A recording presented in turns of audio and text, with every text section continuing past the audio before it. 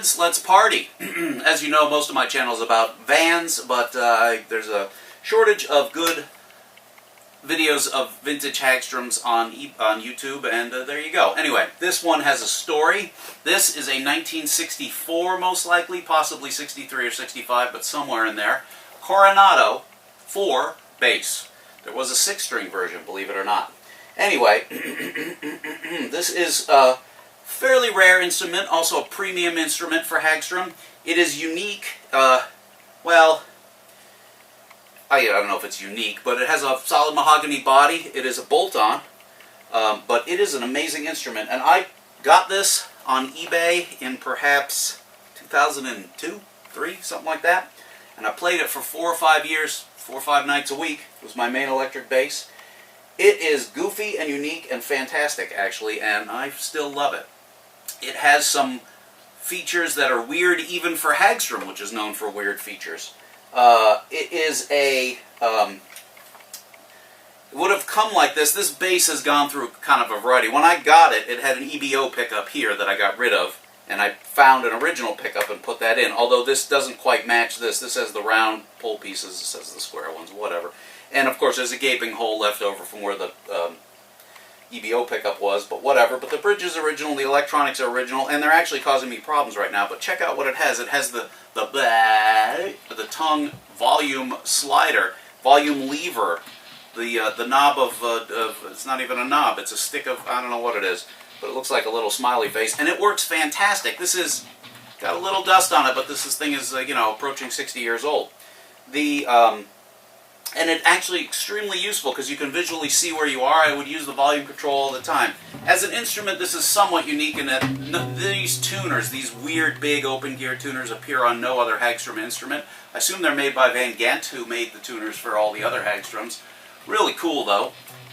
And let's get to it. As I say, mahoganoid body, very nicely made. And I should point out, because I always should point out, that while Hagstroms were budget instruments for the most part in the United States, played by punkers and people on a budget, the working man's bass guitar bitch, they are every bit the quality of a 50s or 60s Fender or a vintage Gibson or whatever, perhaps even more in some capacities.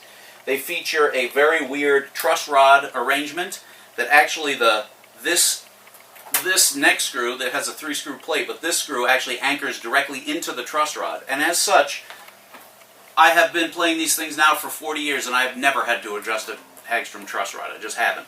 They have very small frets, you know, apropos of the period, and they feature extremely thin, fast, wide necks with a very flat radius. Very fast playing. I mean, that was their claim to fame. And in a world, if you can imagine, it's 1963, and there aren't even such a thing as 9s for guitar, and everything is flat wounds and big with super high action or whatever. Having a guitar that played fast or had a comfortable neck was a big deal. Plus people were smaller. Anyway, let's move on, shall we?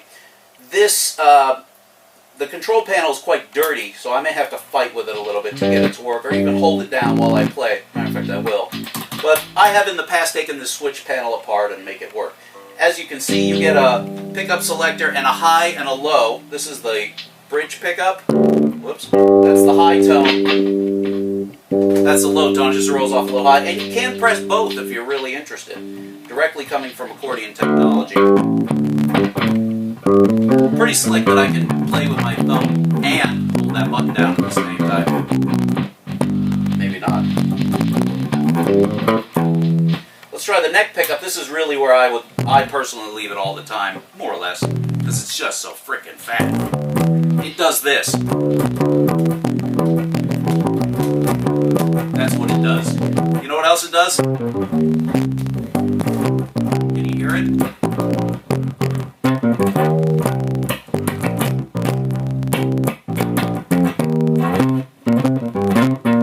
And do that. But you can play this thing. It's quite heavy for a Hagstrom, but it's also still pretty comfortable and well balanced. Great bass. As I say, I played this for 4 or 5 nights a week for years back in the early 2000s. And I was cool looking with my Hagstrom Coronado, which has something to do with gold, conquistador or something. The strings on here are probably 25 years. I think these are the strings it came with. Kind of a creature of habit. And now I leave you with the most important piece of bass wisdom. A very smart man who I knew once said, for years I looked for money up here, but the money's not in this direction. All the money's in this direction. There's no money up here. Up here, no money. Here, money. He was right.